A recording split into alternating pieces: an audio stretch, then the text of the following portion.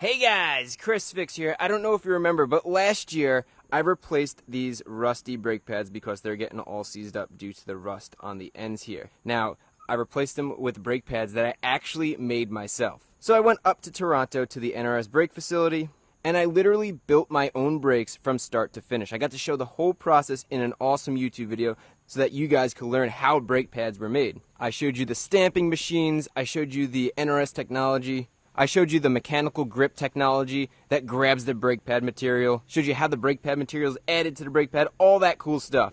And I thought that was really cool, but you guys know I like to test things. You guys know, besides the tests we did at the lab, besides the saltwater corrosion tests and the measurement tests and all those other things, the braking test with the, I think it was a Denali or a Tahoe. Besides doing all those tests, I like to do real life tests. So here's 1 year since I've changed my brake pads. It's a little bit over a year since I've changed my brake pads. Let's go take a look at what they look like. Remember, this is what the original pads look like. These are about a year and a half old. You can see there's still plenty of material on here. It did crack a little bit, but there's still plenty of material. It just rusted, so it had to be replaced because it was getting all seized up. So let's check out the brake pads that are on here and see what it looks like. Now, I haven't touched these brake pads since the day I've put them on. So it's going to be interesting to see how corroded they got, also how worn down they got, and just the overall condition. So let's unscrew this brake caliper.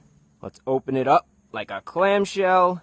Remember, here are the originals, and here are the ones I made. Now check that out. So if you remember in the video, these are galvanized, so they have a coating on here to prevent it from rusting. These are painted. That's the coating that painted brake pads use, paint. But once the paint gets kind of worn off, it could start rusting, and the rust creeps, gets under the paint, and then bubbles up. We all know that, especially up here in the salt belt. On here, even in the wear spots where it's constantly moving back and forth, look at that. That is pretty good. I'm actually thoroughly impressed. Look at these brake pads. Here is the original with the same amount of mileage. Don't worry about the rust on here. This would be rust-free because that's, you know, what's touching the brake pad surface. This is the rust. This is just from sitting out in moisture. This is the rust that, you know, was on there before. Here's the before. Same amount of time, about. Here's the after. That I'm actually really impressed with. That's really cool to see how well these worked. So not only do I show you how to make the brake pads, and I told you guys I liked them a lot, but here's the proof. The proof is in the pudding. Let's go check out the other one real quick and just take a look. Same deal. Look at that.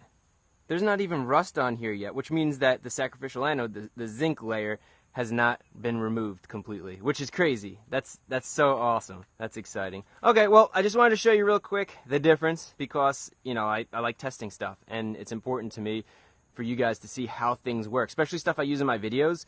You know, I like to only use stuff that I actually really like, and here's just proof. You know, I could say I really like something, or I could show you why I like it. So basically, you're going to get more life out of these because you don't have to replace them when they get all rusty and seized up, which is cool.